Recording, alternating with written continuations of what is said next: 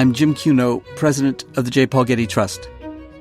Welcome to Art and Ideas, a podcast in which I speak to artists, conservators, authors, and scholars about their work. Humans often think of themselves as being independent agents, but in fact their lives are very caught up in material things, and they come to determine the way that we act.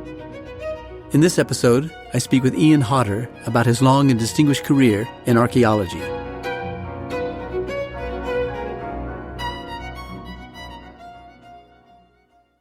Ian Hodder is the Dunleavy Family Professor in the Department of Anthropology and Professor of Classics at Stanford University. For the past 25 years, Ian has led Stanford's archaeological excavations at the UNESCO World Heritage Site of Çatalhöyük in Turkey, a large Neolithic settlement that flourished around 7000 BCE. These excavations have revealed new information about the origins of human settlements, the rise of civilization, the emergence of religion, and early object making, including wall paintings, sculpture, and figural ceramics. Over the years, Ian and his team members have made available their findings through the Living Archive of Çatalhöyük, a GIS web application designed to serve as a database for archaeologists, art historians, and the general public to explore the site and its associated artifacts. Ian was recently at the Getty with other members of his excavation team to meet with members of other excavation teams similarly engaged with digital site mapping. I took advantage of Ian's visit to the Getty to interview him for this podcast. Well, hello, Ian. Welcome to the Getty Podcast. Thank you. Now, you took your first academic degree in prehistoric archaeology. How did you get interested in archaeology, and why prehistoric archaeology? Well, I started digging when I was very young. I lived in Oxford in England and got involved in excavations of medieval sites around Oxford, and that just sort of was something I did as a hobby to try and see whether I was interested or not. Was that as a teenager? Yeah, there are pictures of me digging on some medieval priory or something when I was about 13. It was something that I was very fascinated by very, very early on. It was partly that I went to an all-boys school and, we didn't get to meet anybody except other boys, and so it was a great way of meeting girls. But I was very fascinated by the whole process of how you work out what was going on from traces in the ground. There's the intellectual problem of trying to work out what happened from a few bits of evidence. And so that's why I ended up being more interested in prehistoric archaeology, because I sort of liked the sort of text-free nature of that. Yeah. Did you find anything that you remember that was particularly interesting to you? No, I absolutely remember it being very, very boring. Bits of medieval glazed pottery and a pit or a ditch everywhere, that sort of thing. I never found anything at all interesting. It was just the intellectual excitement and the social thing of being in a team. Were you ever able, under the direction, let's say, of the archaeologist who was leading the dig, to put two and three and four and five things together and come up with some meaningful or interesting interpretation of intellectual activity? Or Yes, I can think of a number of examples like that. At one point I went to dig on the Fishbourne Villa with Barry Cunliffe. We were just trying to work out what the garden looked like in the villa and tracing the pattern of the Roman flower beds. It was extraordinary. Yeah, lots of examples like that. When you went back to school, did you read classics? Yes. In England in those days you gave up science when you were about 11. And I did Greek, Latin and ancient history all the way through to A-levels, and so the end of high school. And then I did prehistoric archaeology at university. Yeah. So you went to London, I think, first, and then you went to Cambridge to study. And what was it about those two universities that attracted your attention? Were they specialists in the fields? Yes. In those days, London was, in my view, the best place to do prehistoric archaeology. The Institute of Archaeology there was a very, very large centre. It had 50 or 60 people teaching. Wow. I believe nowadays there are about 80. So, it's one of the largest centres of prehistoric archaeology in the world. It includes Roman archaeology as well, though, and conservation, so other things. And, of course, it had a fantastic tradition. People like Gordon Childe, who had been there for a long time and really established the degree programme there. So, very important people, very exciting people, and I enjoyed that very much.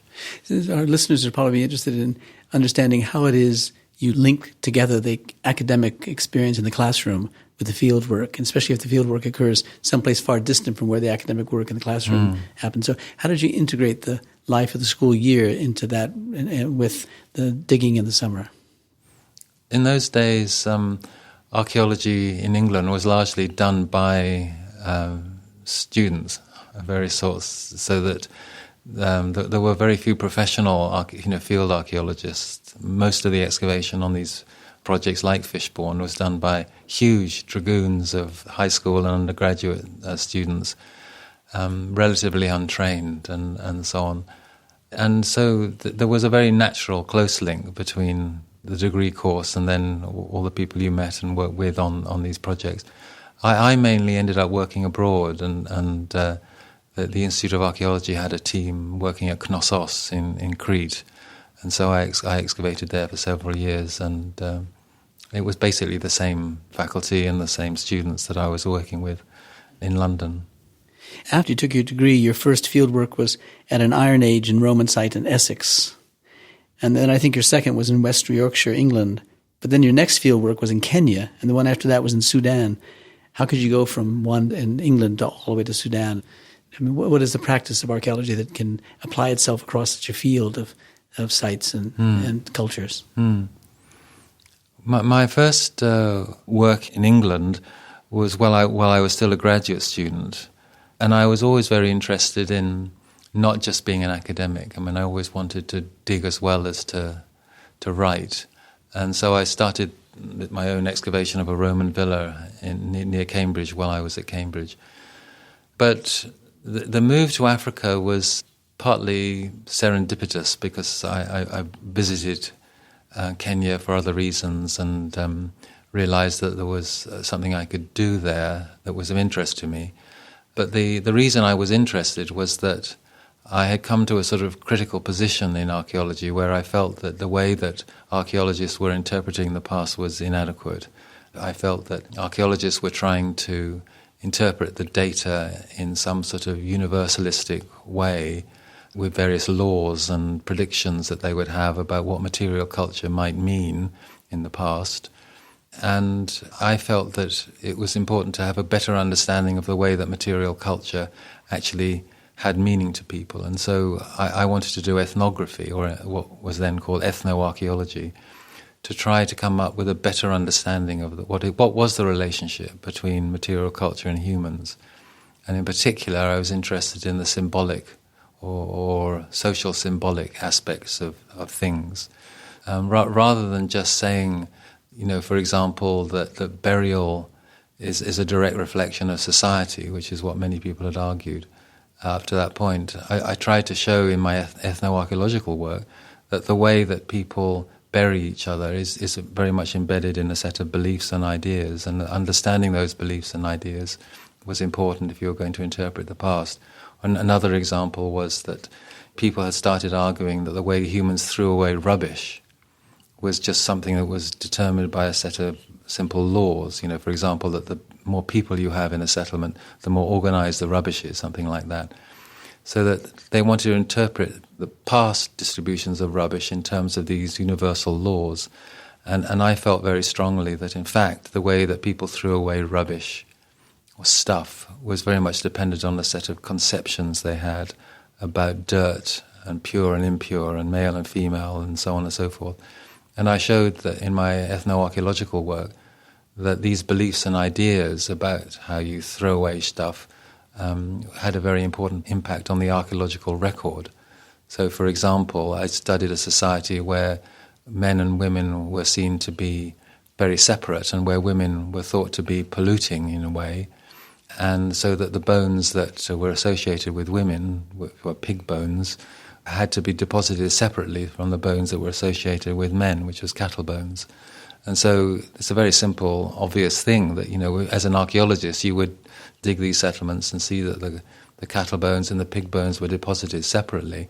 That wasn't because of some sort of universal thing about the behavioral aspects of rubbish, but it was because of a set of ideas that the society had. And so that's what led to the development of what came to be called post-processual archaeology. Yeah, I want to ask you about that because it's so interesting, not only in what it means, but what it meant to archaeology. But help us understand it. So all of these are prehistoric sites, so therefore there's no textual evidence that how do you determine these relationships and the meaning of these relationships when you find these disparate materials across a large site? Well, the approach that I argued was a sort of contextual approach. So the idea was that rather than assuming that something meant something universally, you could look for contextual clues within the data that you're looking at that would help you to understand something or other. So, for example, you may have some distribution of artifacts within a house that will separate one type of artifacts in one part of the house from another type of artifacts. Well, what does that separation mean? One way you could answer that would be to go to look at the burial record and see whether these different types of artifact were associated with men or women or with older people and younger people. And that would allow you then to go back into the house and say, well, so the house seems to be differentiated between male and female or older and younger social groups. So it's all a matter of trying to sort of fit together contextual clues that helps you interpret the patterning that you're seeing. The work that I did in Africa was ethnoarchaeological in the way that I described. I was studying modern material culture and modern ideas and I was going around, compounds and houses of people living in different parts of Kenya and Sudan and Zambia, studying them in the present day and trying to understand their contemporary use of material culture and using that to interpret the past. Were there any differences within the archaeological profession, this is back home in Britain, questioning the ethnoarchaeology that you were doing? Questioning it? As to the value of it, or as to it's really archaeology, or because after all, you're not digging, you're just interpreting the past on the basis of evidence found in the present? Well, prehistoric archaeology, but I would say all archaeology has always used ethnographic analogy right from the beginning. So, I think the idea of using ethnographic analogy is well established, and certainly at the time that I was doing this ethnoarchaeological work, there were a lot of other people doing the same sort of thing. It became quite a trendy thing to do. It's less common nowadays. But, I don't think there was any questioning of it as an approach. I think people recognize that, to adequately understand the past, you need ethnographic analogy. You need a better understanding of the relationship between humans and material culture. Yeah. So I know that you're engaged in something called post-processual archaeology, but how does it relate to the field generally? So archaeology in the 60s and the 70s were prehistoric archaeology particularly, but I think it had a larger influence. What was often called processual archaeology, the new archaeological or the processual archaeology. And the fundamental idea there was that archaeology could be like a natural science in the end, and that a series of laws could be built about the relationship between humans and material culture and environments. And it was very, very much influenced by ideas of adaptation to the environment, and that there should be predictable relationships between people, the size of the community, the technologies they had, and so on. So it was quite sort of ecological, quite sort of materialist in many ways, and very much eschewing any sort of emphasis on interpreting symbolism and meaning and so on. The idea of processual archaeology is that culture is process.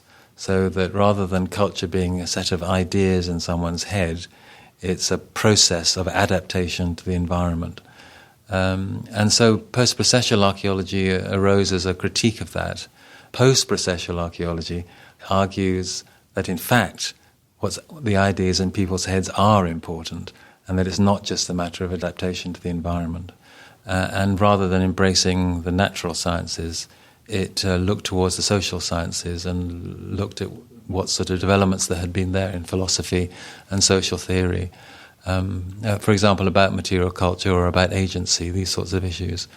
And so post-processual archaeology was something that developed in the 80s and 90s and early 2000s as an approach that was integrated with social theory, and in particular took the social role of the archaeologist as an important issue. So one of the things that processual archaeology had argued was that archaeology should be entirely objective and independent of society and politics. But post-processual archaeology argued that was unrealistic, and that in fact archaeology was very much embedded in a whole series of political and social issues, and that we needed to take that seriously and head on. And you mean both in the context of the artifacts as they were found, as well as in the current interpretation of the artifacts? Yes.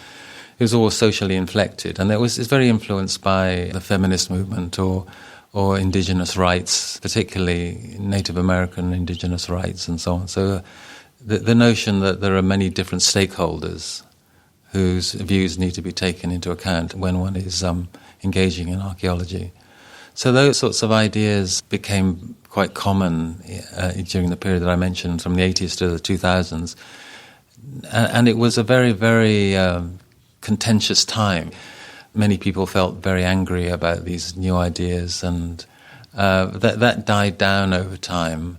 And I think most people now in prehistoric archaeology feel that some answer in the middle is the right one, and there was aspects of both arguments that need to be taken into account. And so I think most people pick and choose from both, and that sort of the monolithic nature of that processual, post-processual debate has rather dissipated, or at least I hope it has, and we can sort of move on.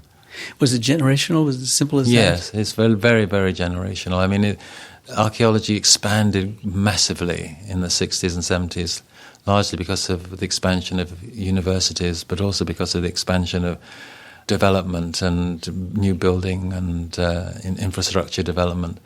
That meant that rescue archaeology had to really expand. So they came of age in this processual archaeology framework. And then as that generation grew older, a new generation emerged who wanted to shake the boat. And now that they've grown older, everyone's waiting for the next generation. What are they going to come up with? And it's not very clear yet. But how did the debates make themselves felt? Were they in the classroom? Were they in publication? Were they on site in the excavations or in the sites of interpretation? Was it all three? Was it everywhere? Yes, everywhere really. It was very obviously in literature and in the publications, you could very easily identify who was in which camp by looking at the words they used. For example, if you use the word environment, that means you're processual archaeology. If you use the word landscape, it means you're post-processual archaeology, and lots of things like that. Yeah. Well, you've been at Stanford since 1999, and before that you were at Cambridge for 22 years, from 77 to 99. What caused you to leave Cambridge for Stanford, and did it have anything to do with the methodology that you were interested in? I moved from Cambridge to Stanford partly for personal reasons, but for me, it was also an opportunity to move on in a number of different ways, because I had come to find Cambridge rather restricting in a number of ways. I mean, it's a very old university and a very wonderful university, but it's not easy to do things there because of the weight of tradition and the weight of committees and administrative structures. And I felt an enormous freedom at Stanford. It just felt like the world opened up, that I could do so much more, so much easily more. And I was being very well supported at Stanford. So it's been great to set up an archaeology centre there and to build up a group of people who I think are very effective and having a major world impact. Was it then at Stanford that you started to write about entanglement theory as distinct from evolutionary theories, or was that something that preceded the... No, you're right. That's something that happened after I got to Stanford. So what is entanglement theory? Well, you sort of contrasted it with evolutionary theory, and the contrast is in a way very similar to what I was saying before, that many people want to see evolution as something which is very systematic and law-like, and that one can generate a series of principles about how cultural evolution works in the same way that one can about biological evolution, and that there should be some sort of Darwinian type theory that we could all use to look at the evolution of culture. And I've always felt that that's not going to happen. That cultural evolution is much more complex and less definable, and very much dependent on things like agency and intention and purpose and meaning and being. And so the idea of entanglement is to try and find some way of talking about the fact that we are caught up in or tangled with a set of larger processes than ourselves. There are these larger infrastructural dependencies that to some extent direct us down pathways, but that there's a huge amount of contingency and specificity to it. That means that in the end, what one is talking about is really historical rather than evolutionary. Yeah. The other aspect of entanglement is to say that, humans often think of themselves as being independent agents, but in fact their lives are very caught up in material things in many ways. And we get increasingly entangled in those things, and they come to determine the way that we act. And so an example is that, a long time ago, 6,000 years ago, we invented the wheel, and we elaborated the wheel, and we get more and more entangled with wheels, cogs, and all sorts of parts of machines and so on. They're all wheel-based. And now we're so caught up in a particular type of wheel, the car wheel, that, particularly in California, you can't conceive of a society without that entanglement with wheels. And in fact, that entanglement is leading us in directions that as a species may be deleterious. But we can't pull back, we can't stop our dependence on wheels because so much is tangled up in wheelness. Mm. And there are many, many, many, many examples like that show that we're being led in a certain direction by our entanglements. Is it too simplistic to think that this is the influence of anthropology being felt in archaeology, or maybe influencing archaeology, and maybe that's part of the resistance in archaeology, or was the resistance in archaeology to post-processual archaeology? Yes, I think that's right. Archaeology has always been divided really between the humanities and the sciences in a way, and the role of anthropology is certainly relevant there. Although I would say nowadays that in many ways archaeology is contributing to anthropology by this focus on material culture. The anthropology has tended to be about humans and social things, and archaeologists have always had this particular interest in things and how they work and how they're managed and how people deal with them. People often talk about something called the material turn in anthropology, and that is a sort of shift towards looking at things more carefully and how humans interact with them. And so I think that archaeology has played a big part in that. So it's a contribution back, if you like, to anthropology. Yeah. Well, for the last 25 years at Stanford, you've led an archaeological excavation at the UNESCO World Heritage Site of Çatalhöyük in Turkey, which I gather is a large Neolithic settlement that flourished around 7,000 BC.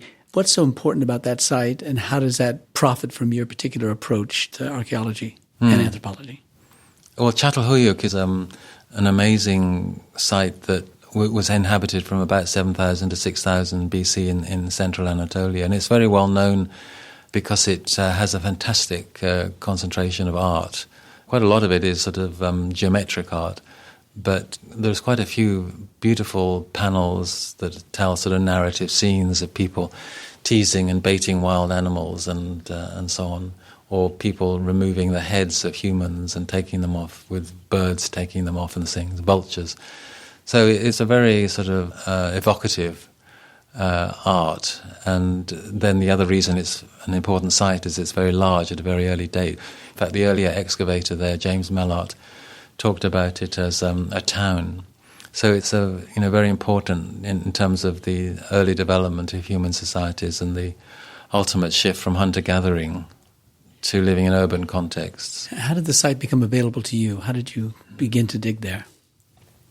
Well, the site, as I said, had been excavated in the 1960s by James Mellart, and he got himself involved in a whole series of scandals and controversies that led to the site being closed down in 1965, and the site was not allowed to be opened after that.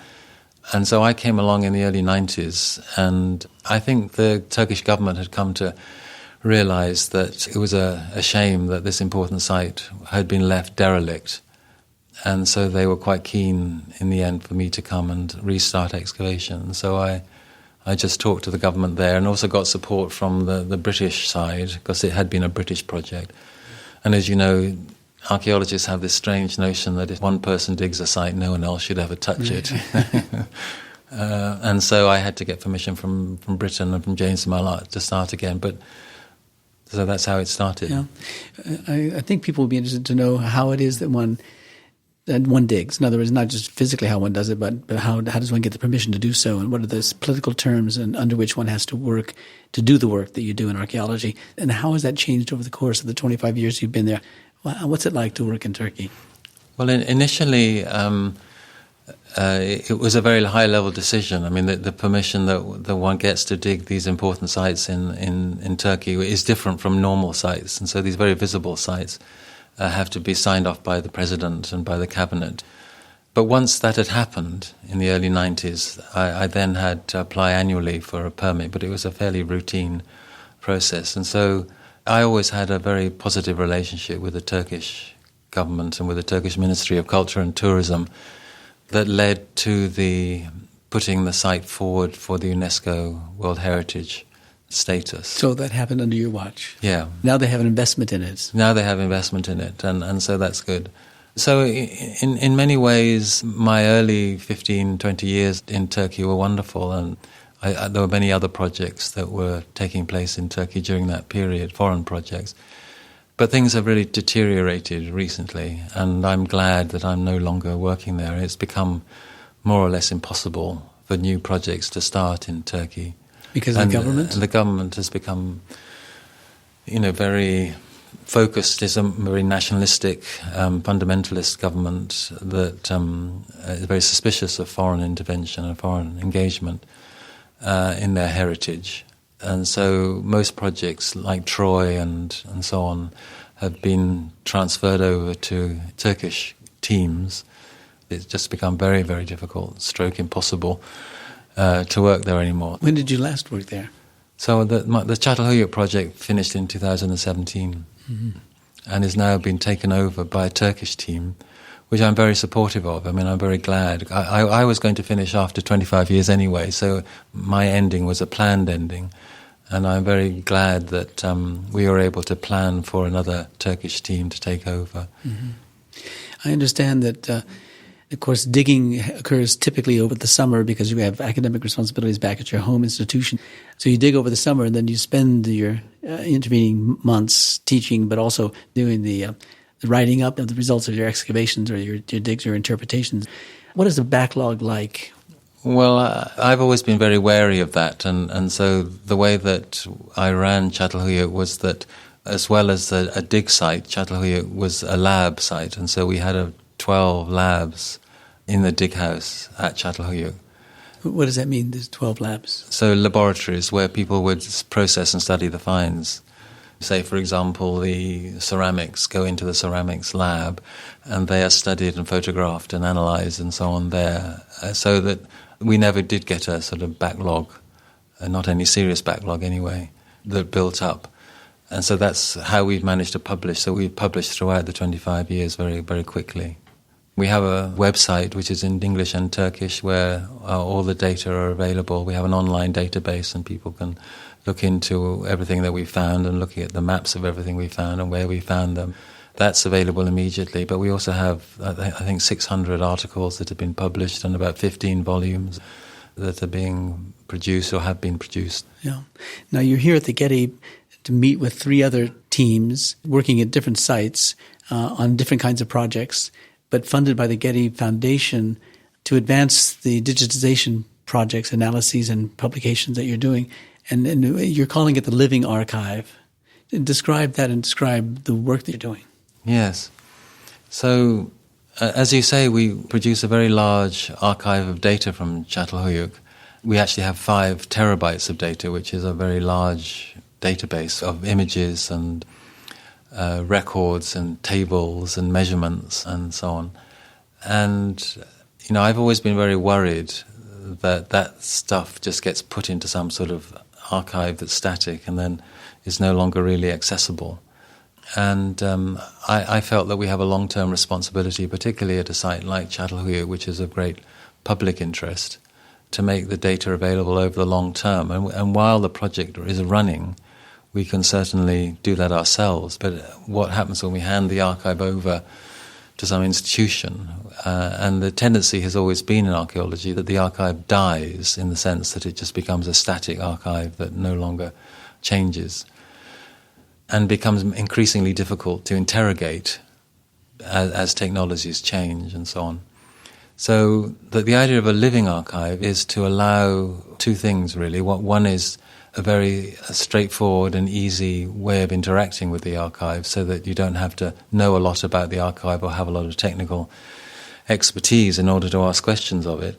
But the word living also refers to the idea that we want to encourage other people to add to the archive and change the archive and continue playing with it. I mean, there's a huge amount of data that we can't study at all, but it's all there in the archive, and it allows other people to go in to do their own studies, their own analyses, and then add their results to the database. So it's always growing and always developing and always potentially changing. And so that's the long-term aim. I mean, but lots of problems with it. But the Getty support is allowing us to compare our problems with three other projects and to see what solutions other people are dealing with, what technologies they're using, and to go over the solutions that they are coming up with. Yeah. I mean, this idea of a living archive also calls to mind, at least to me, this post-processual theory or practice that archaeology exercised beginning in the 80s, 90s, and 2000s, as you mentioned, and in a sense that it's not only objectively cataloging data, it's also leaving the trace of the thought processes that were deployed in the process of cataloging that data and writing theories from that data, the sense of a kind of self-awareness in the process. That's right. That's exactly right. Yeah. So I call that reflexive archaeology. So you're sort of thinking about what you're doing, what the impact of it is. I mean, I've often worked on other people's archives, and I find it so difficult to make sense of what they're doing or did unless I can talk to someone. I used to study, museum archives in England, and unless I could actually talk to the field director at the time, who had dug the stuff, it was very difficult to know what the archive was and to reinterpret it, make sense of it. So our idea has been exactly as you described. One way I describe it is documenting the documentation. So it's sort of trying to document why it is, what we're thinking about, what the questions we have when we're putting together a particular set of data. So, for example, everybody in my project writes diaries about what they're doing and what the questions they have, what their thought process is as they make these decisions. And these diaries are also on the database. And we also have videos of the team and ask them what they're doing and ask them in the trenches, show us what you're doing and why did you decide, that this was a pit and not a ditch, and these sorts of things. And that sort of provides a sort of surround information, if you like, a donut of information around the primary data. Later on, someone can look at and use to make sense of the primary data. So it's about contextualization again. Yeah. So what's the biggest challenge for you on this project? I would say there's two challenges. One is that all of these different projects are similar in the sense that they have two types of data. One is the geospatial data, which is a set of maps, and the other is a sort of semantic web type set of data, which is, for example, your typology, how you categorize different types of artifact. So I have ceramic bowls and inverted rim bowls and carinated inverted rim bowls, so I have a sort of typological scheme. Other people have schemes about photographs or, buildings, but we all have some sort of semantic web tree structure of definitions of things, and we have a map. And actually linking those two together turns out to be surprisingly difficult. Technologically? Yeah, just because, I don't want just to see all the inverted rim bowls. I want to understand what is the relationship between inverted rim bowls and all bowls. But how do I show both of those things on the same map? So that's one, which I don't think is a insoluble problem. What I do think is an insoluble problem at the moment, the other challenge we have, is the long-termness, the sustainability of these things. So while my project exists, I have the staff to manage the archive. And while the Getty provides us funding to support that, it functions. But most funders are talking about 3 years, maybe. I've had up to, 12 years funding from some research foundations. But that all comes to an end at some point. I would like our archive to be ever present. And so an obvious place for it to be ever present is in the Stanford Library or in the British Academy or somewhere like that. Mm-hmm. But none of these places does that.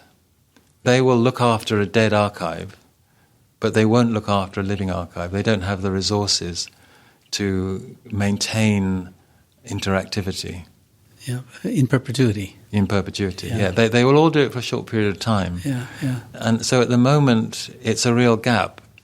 Libraries have had a long tradition of focusing on the preservation of books and literature. That has always been their main focus, and really they're set up and designed to do that, to preserve books. And so the idea of focusing on the different question of how do people interact with data and literature is something which I think they're not set up to fund and to support over the long term. And the idea of trying to keep something sustainably alive, which is what the digital offers, that you can keep going into the book and interacting with it, that's really a problem. And I don't really see what the solution is to that, I must say. Stanford has agreed to take the Çatalhöyük archive. I mean, both the physical archive, which is millions of boxes of papers, and the digital archive. So they've agreed to long-term store the digital archive. And it so always will be there. But to get it out in some way that's usable involves having some software, some sort of interface. Right. And they will not sustain the interface. It's just a commitment too great for them to make. Yes, yeah. And so I don't really know what the solution is. I mean, what we were talking about in these meetings was trying to get some group of funding bodies to put pressure on the main libraries to reconfigure their aims and goals so that they do see that this is important. And for example, at Stanford, there is a recognition that things are moving on, that some solution has to be found. Yeah. It's not the storage space. It's the architecture of the interface between you and that dead data in there. And how do I get it out and interact with it? What I was talking about earlier was this sort of idea that, you would invite the world to come in and interact with Çatalhöyük data and to discover new things in it and add to it. Someone is going to have to mediate that. Otherwise you'll get, people producing absolute rubbish. Right. So the living archive presents a problem because it's always got to be fed with intelligence and as well as data. And what Stanford can only promise is that they'll provide access to it in its current condition. Yes, they're forever. They're happy to say that they will look after it forever as a dead set of data, yeah. Not very appealing. Well, that exactly. And so you would have thought it was in their interest to shift. But I think my understanding of libraries is that they're so sort of caught in the sort of notion of preserving that they don't have the sort of vision of interacting. That may be unfair, but you know what I mean? It's that it's set up to preserve an archive, not to really facilitate some sort of interface. Yeah. So I was going to ask you is what's next for you, but maybe what's next for you is what you've just described. Yes, I see it as a real challenge to try and find some solution to this, and I'm not sure. I'm going to just talk to people and see whether... I mean, in many ways you would have thought that Stanford would be a place where this could happen because of the link to Silicon Valley and so on. But I do think it's very much an institutional issue. And it may not be terribly onerous. It may be that once one could set out a structure for it, that you could slot in lots of different projects into it. So it may be that there would be one, overall design thing that you could create that then everybody could use. So it would be more that the libraries provided a service that all projects could use. Well, we hope that the small contribution that Getty has made to your project helps in some way, inching it forward in some way or drawing attention to it, and so that you'll have the results that you've been hoping for. Yes, the meeting in these last few days has been really excellent, and we've got a huge amount out of it and learnt a lot from it, and we're looking forward to further meetings. I mean, it's very unusual. The design of this is unusual because normally one just gets a grant from somewhere, and you remain just in that relationship with the grantor and the grantee. And the idea of having a whole series of projects that talk to each other is really great, really a wonderful idea. Yeah. Well, before we close, I just want to say one thing. Having attended the meeting yesterday, I was impressed by how many of these teams, the 4 teams, comprise representatives from many different universities. Yes. So it isn't just from Stanford and 2 or 3 other specialists drawn from otherwise. Is that something that's characteristic of the digital inquiry? Yes, absolutely, yes. It draws from available talent wherever it might be. Yes, I mean, my team has about 160 researchers, and they're in 22 different countries. Yeah. And a whole range of different institutions. Yeah. Well, we wish you all the luck. Thank you very much for your support. Thank you.